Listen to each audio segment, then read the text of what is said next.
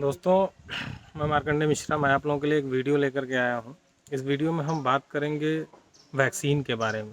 बहुत सारे न्यूज़ में हम आजकल सुन रहे हैं, वैक्सीनेशन चल रहा है, वैक्सीनेशन ड्राइव चल रही है, तमाम लोगों का वैक्सीन लग रहा है। कोरोना महामारी से बचाव के लिए सरकार ने भी हमें बार बार हमसे रिक्वेस्ट कर रही है कि भाई वैक्सीन में जाइए और हॉस्पिटल में जाइए, वैक्सीन लगवाइए। और तमाम तरह की वैक्सीन्स मौजूद है आज के डेट में मार्केट में। प्राइवेट हॉस्पिटल्स भी वैक्सीन लगा रहे हैं, सरकार ने उनको भी मंजूरी दी हुई है। सरकारी हॉस्पिटल्स में भी वैक्सीन लग रहे हैं और भी तमाम ऐसे सेंटर्स हैं, चाहे वो एजुकेशन सेंटर हो या कोई मल्टीनेशनल कंपनी का वैक्सीनेशन ड्राइव हो, सब जगह आजकल वैक्सीनेशन लग रहे हैं, वैक्सीनेशंस हो रही हैं। और ये जो वैक्सीनेशंस हो रही है कोरोना के अगेंस्ट में, ये वैक्सीनेशन कितनी कारगर है, थोड़ा सा हम आज इसे समझने की कोशिश करेंगे। क्या हमें वैक्सीन लेना चाहिए या वैक्सीन लगवाना बेवकूफ़ी है, या हमें थोड़ा रुक करके वैक्सीन लगवाना चाहिए। इन सभी के ऊपर हम थोड़ा डिटेल में चर्चा करेंगे और समझेंगे कि वैक्सीन लगवाने का फ़ायदा क्या है, कौन सी वैक्सीन अच्छी रहेगी और कब लगवानी चाहिए वैक्सीन। तो हाँ दोस्तों, हम डिटेल में चर्चा करने वाले हैं आज वैक्सीन के बारे में। और सबसे पहले ये समझते हैं कि वैक्सीन आखिर होती क्या है, क्यों ज़रूरत होती है वैक्सीन की और कितनी ज़्यादा कारगर है ये दवाइयों की अपेक्षा। जैसा कि हम जानते हैं कि किसी भी तरह के रोगाणु जब हमारे शरीर में प्रवेश करते हैं, या विषाणु, जैसे बैक्टीरिया हो गया, वायरस हो गया, जिनको हम अंग्रेजी में समझते हैं, अगर ये हमारे शरीर में किसी भी तरीके से प्रवेश कर जाते हैं तो प्रवेश करने के बाद ये नुकसान पहुंचाते हैं, हमारे शरीर के कुछ टिश्यूज़ को नुकसान पहुंचाते हैं, कुछ सेल्स को कहीं ना कहीं से क्षतिग्रस्त करते हैं और तमाम तरह की परेशानियां, सांस की परेशानी, बुखार, उल्टी आना, दर्द, इस तरह की शिकायतें होती हैं।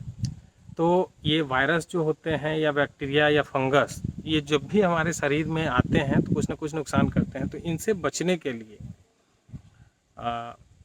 क्या क्या हम उपाय करते हैं। एक तो नेचुरली हमारे शरीर में कुछ एंटीबॉडीज़ होती हैं जो इन रोगों से लड़ने की क्षमता उनमें प्राकृतिक रूप से मौजूद होती है। जब भी कोई फंगस है, बैक्टीरिया है या वायरस हमारे शरीर में एंटर करता है तो हमारे शरीर की एंटीबॉडी उनसे लड़ती है और लड़ करके उस रोग को ख़त्म करने की कोशिश करती है। दोस्तों, आपको विश्वास नहीं होगा, लाखों के करीब में एंटीबॉडीज़ पर डे हमारे शरीर में बनती हैं। और कई बार तो हम किसी बीमारी से ग्रसित होते हैं और अपने आप ठीक हो जाते हैं और ये हमें फील भी नहीं होता है कि हम कौन सी बीमारी से ग्रसित हुए थे या ठीक हो गए थे, क्योंकि ये सब बहुत ही फ्रीक्वेंट होता है।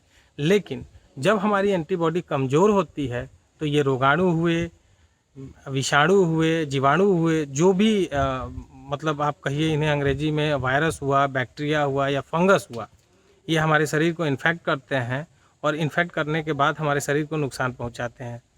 तो जब भी एंटीबॉडी हमारी कमज़ोर होगी तो ये हमें नुकसान पहुंचाएंगे, और जब हमारी एंटीबॉडी मजबूत होगी तो हमें पता भी नहीं चलेगा और ये बीमारी हमारे शरीर में नहीं आएगी, या आकर के भी निकल जाएगी और हमें इसका अंदाज़ा नहीं लगेगा।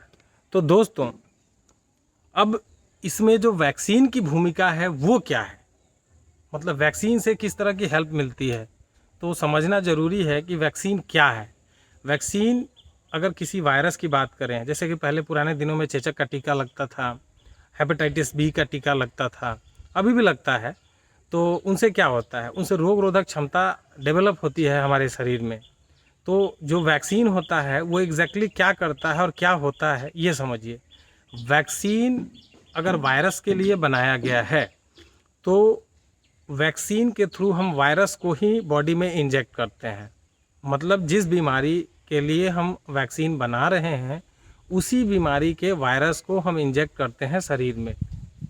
दोस्तों, अब आप ये समझेंगे, कहेंगे कि अगर वायरस ही हम शरीर में इंजेक्ट करेंगे तो वो वायरस तो आपके शरीर में घुस जाएगा और आपके शरीर को नुकसान पहुंचा देगा। जी नहीं, होता क्या है कि हम उस वायरस को किसी भी तरीके से, जैसे क्या है कि अभी कोवैक्सीन की ही बात कर ली जाए तो कोवैक्सीन में एक वायरस डाला गया है जो कोरोना का ही वायरस है, जिसको डेड किया गया है, केमिकल्स की मदद से और उनको शरीर में इंजेक्ट किया जाता है। जब इंजेक्ट करने के बाद वो वायरस क्या करता है, शरीर में जाता है। चूँकि वो डेड है इसलिए वो नुकसान तो हमारे शरीर को पहुंचाएगा नहीं, लेकिन जो उसका स्ट्रक्चर है, जो उसका आकार प्रकार है, उसको हमारा शरीर रीड कर लेता है, पढ़ लेता है, समझ लेता है। फिर उसके बाद एंटीबॉडीज़ बननी शुरू हो जाती है उनको उनसे लड़ने के लिए। क्योंकि दोस्तों होता क्या है कि शरीर में जब भी कोई अनवांटेड सी चीज़ आती है तो एंटीबॉडीज़ एक्टिव हो जाती है उनको बाहर हटाने के लिए, वो इसे एक्सेप्ट नहीं करती हैं।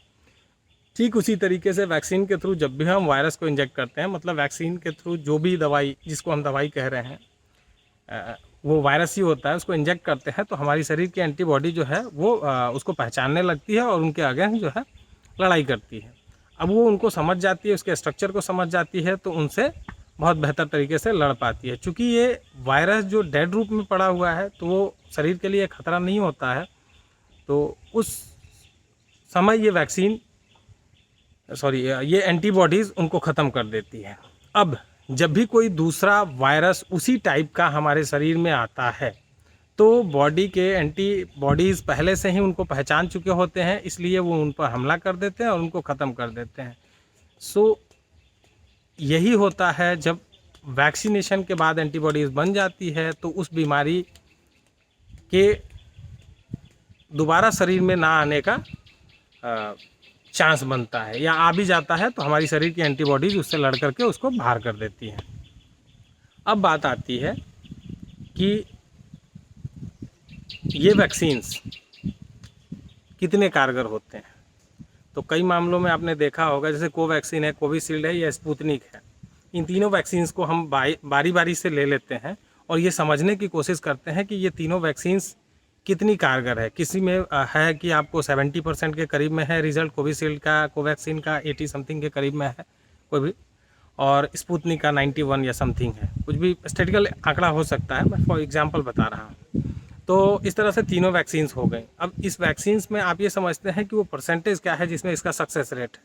तो सक्सेस रेट अगर मान के चलिए कि हम कोविशील्ड की बात कर रहे हैं कि 70 का सक्सेस रेट है, इसका मतलब ये है कि अगर टोटल वैक्सीन जो दे रहे हैं हम उसमें 70% मतलब 100 की स्ट्रेंथ ली जाए तो उसमें से 70 वैक्सीन जो है वो कारगर हैं और 30 वैक्सीन जो है वो कारगर नहीं होंगे। मतलब 30 वैक्सीन जो है वो एंटीबॉडीज़ नहीं बना पाएंगे या 30 लोगों पर वो वैक्सीन असर नहीं कर रहे हैं। तो हो सके कि उनके लिए आगे जा कर के उनकी बॉडी एंटीबॉडीज़ ना बना पाए, तो उनको हो सके कि दोबारा बीमारी हो जाए, बट जो 70% है वो लोग सेफ़ हैं। तो आप इससे कहेंगे इससे तो अच्छा है कि हम स्पुतनिक ले लें, उसमें 90% का रेशियो है। लेकिन बात समझने की ज़रूरत है कि ये सक्सेस रेट आपके बॉडी के ऊपर डिपेंड करता है, ना कि उस वैक्सीन के ऊपर डिपेंड करता है।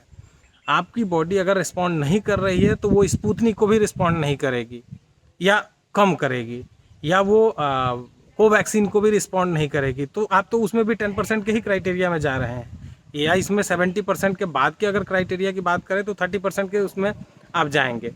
तो मेरे हिसाब से आप चाहे कोवैक्सीन लें, कोविशील्ड लें या स्पुतनिक लें, अगर आपकी बॉडी में एंटीबॉडी बनाने की क्षमता पहले से मौजूद है, अगर ये थोड़ा बहुत भी रिस्पॉन्ड करती है तो काफ़ी हद तक इसको बूस्ट मिल जाता है।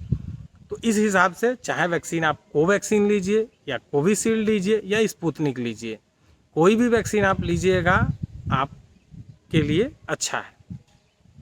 अब ज़रूरी ये है, ये समझना है कि वैक्सीन को अभी लेना सही रहेगा या नहीं रहेगा। देखिए जिस तरीके से महामारी फैल रही है, अब आगे आने वाले दिनों में इसके असर हो सके और भी ख़तरनाक हों। तो जितनी जल्दी हम वैक्सीन को ले लेंगे उतनी जल्दी हमारे शरीर में एंटीबॉडीज़ बननी शुरू होंगी, क्योंकि ये भी समय लेता है। जैसा कि आपने देखा होगा, दोनों डोज लेने के बाद 8 डेज़ के बाद या 10 डेज़ के बाद से इसकी पूरी पावर्स आती है और एंटीबॉडीज़ बहुत अच्छे तरीके से बनना शुरू होती हैं। हालांकि फर्स्ट डोज के बाद भी इम्यून सिस्टम आपका काफ़ी स्ट्रांग होने लगता है और धीरे धीरे एंटीबॉडीज़ जो है वो ग्रो करने लगती है। बट अगर फुल्ली बात करूं मैं तो दोनों डोज लेने के बाद से ये फुल मोड में आ जाता है और आप काफ़ी हद तक प्रोटेक्टेड होते हैं। अब कई लोगों का ये है मानना है कि अगर वैक्सीन के हमने दोनों डोज ले लिया उसके बावजूद भी हमें हो गया कोरोना, तो हम क्या करें। देखिए कोरोना हो सकता है आपको कि फर्स्ट डोज लेने के बाद हो जाए या सेकंड डोज लेने के बाद हो जाए या दोनों डोज लेने के इम्यूनिटी डेवलप होने के बाद भी हो जाए। बट जहाँ तक हम बात करते हैं सक्सेस रेट की, कि आपको कोरोना को मारने में ये वैक्सीन कितने अच्छे तरीके से कारगर होगी या इसका सक्सेस रेट सही होगा या नहीं होगा।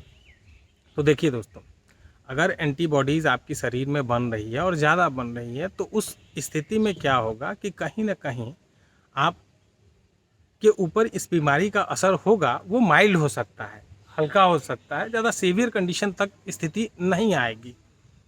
ये बॉडी टू बॉडी भी डिपेंड करता है, कुछ लोगों की बॉडी में हो सकता है कि ऐसा हो, बट मैक्सिमम लोग प्रोटेक्टेड रहेंगे। इसीलिए दोस्तों, मेरा आपसे आग्रह है कि अगर वैक्सीन आपको लगवानी है तो आप जल्द से जल्द वैक्सीन को लगवाएं। और लगवानी क्या है, आपको लगवानी ही चाहिए, क्योंकि इसके अलावा हमारे पास दूसरा कोई विकल्प नहीं है। हालांकि वैक्सीन्स के भी कुछ ना कुछ साइड इफ़ेक्ट्स हैं, बट फ़ायदे उसके बहुत ज़्यादा हैं। मैंने भी वैक्सीन लगवाई है और दोस्तों मैं ये नहीं कहूँगा कि मैंने कौन सी वैक्सीन लगवाई है, बट तीनों ही वैक्सीन बहुत कारगर है। और मेरे घर में मेरी मदर को एक दूसरी वैक्सीन लगी है, मुझे कोई दूसरी वैक्सीन लगी है, और आगे के दिनों में जो अवेलेबल वैक्सीन होगी बच्चों के लिए आएगी, हम भी वैसे ही लगवाएंगे।